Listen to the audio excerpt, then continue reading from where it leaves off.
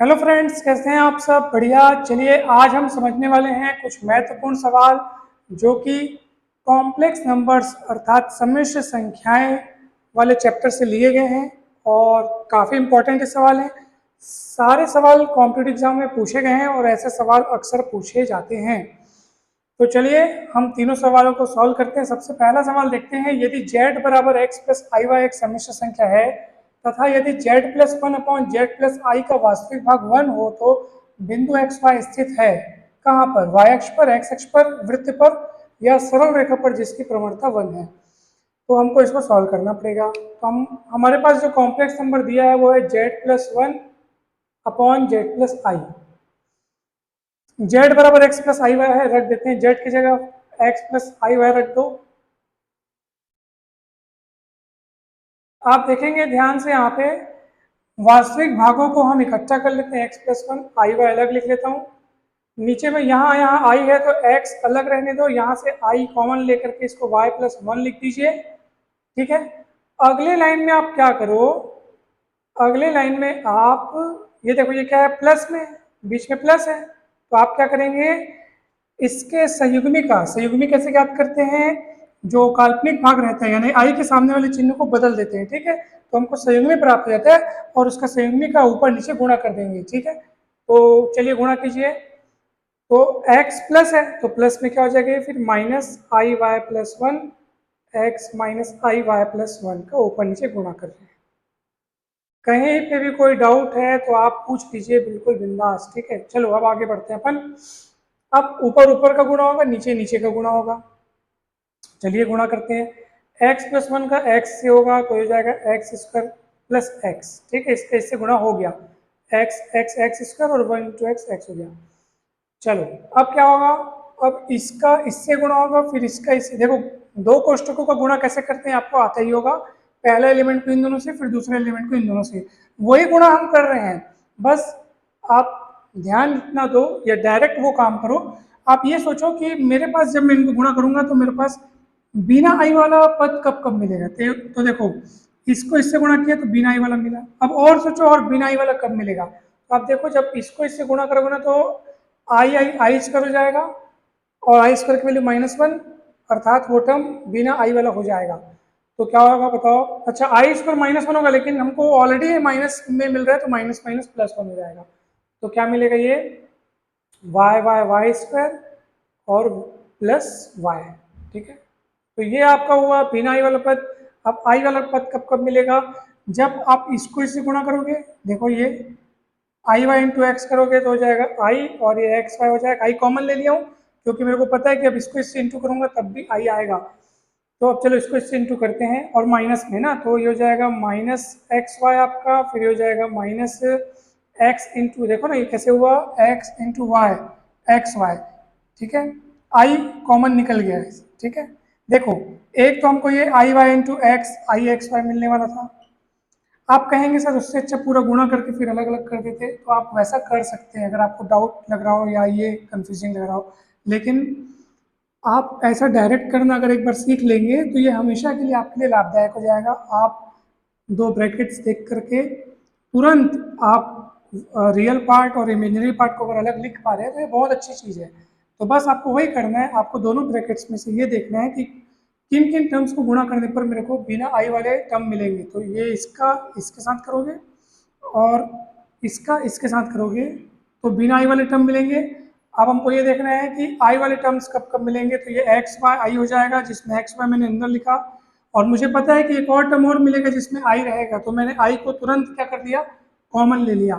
तो इसके बाद आप देखो ये एक्स वाई हो गया, और उसके बाद ये एक्स प्लस वन को अगर अपन इधर इंटू करते हैं, ये वाला टर्म जो है माइनस में है तो क्या हो जाएगा, और आई कॉमन निकल चुका है, मतलब माइनस रहेगा, एक्स प्लस वन रहेगा और इधर वाई प्लस वन रहेगा।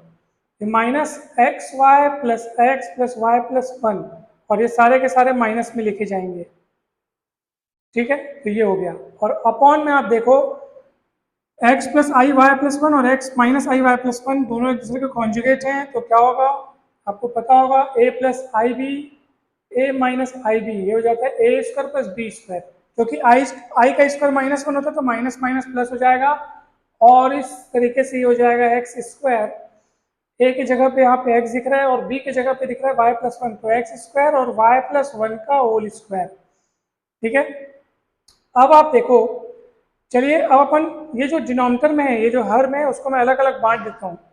X square plus y square plus x plus y, ये इसी को मैं लिखा हूँ, और उसके अपॉन में ये लिख देता हूँ x square plus y plus one का होल स्क्वायर, और प्लस अब देखो ये इसके बटे में इसको बांट दिया और वैसे इसके बटे में इसको बांटेंगे, यहाँ से एक्स वाई कट गया। ठीक है, तो क्या होगा देखो, i minus x minus y minus one upon x square y plus one का स्क्वायर। ठीक है, तो अब ऐसा करने से क्या फायदा हुआ, अब आपको ये साफ साफ नजर आ रहा है कि ये देखो, ये ए हो गया, ए प्लस आई बी करके एकदम अच्छे से आपको दिख रहा है, देखो ए प्लस आई, और ये पूरा हिस्सा हो गया बी।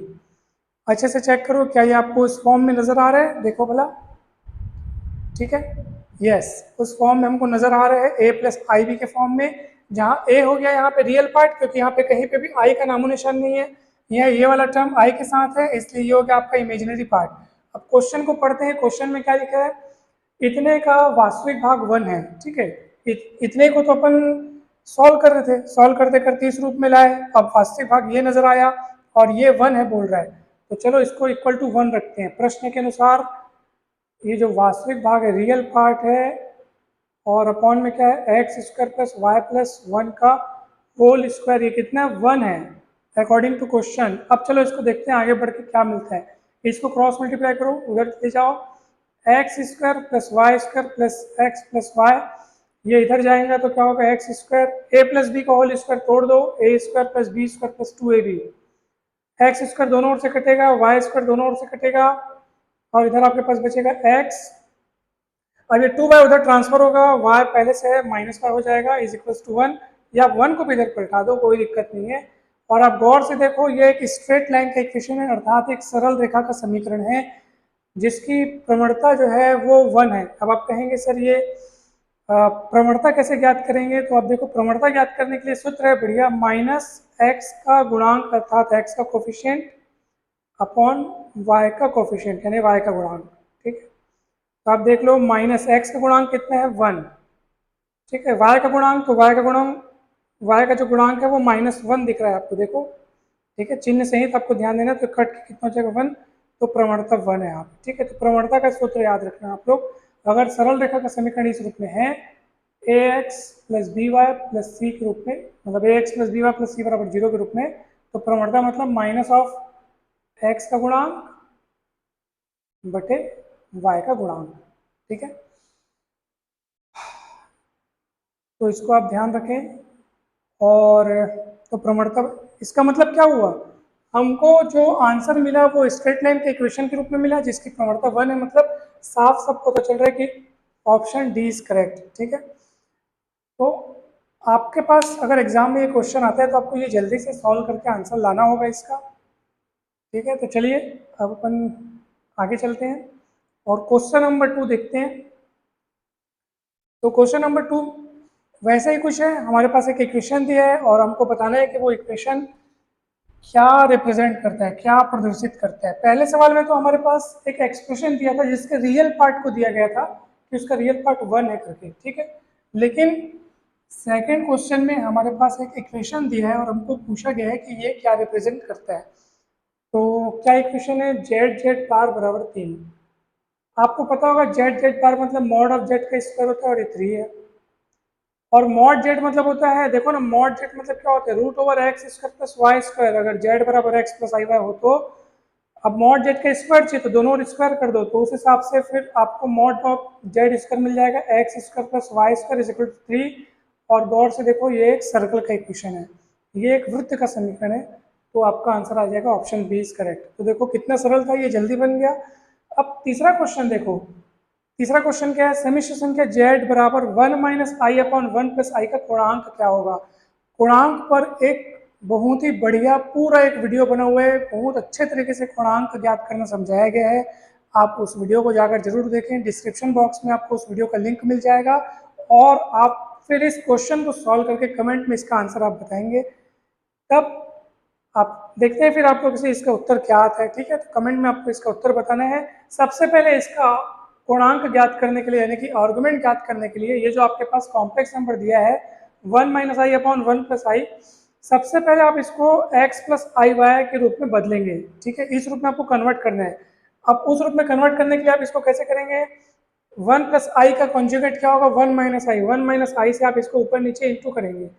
ठीक है, 1 माइनस आई और नीचे में भी 1 माइनस आई, फिर आप इसको सिंप्लीफाई करेंगे, ये इस रूप में बदलेगा x प्लस आई वाई या a प्लस आई भी जो भी कहो आप।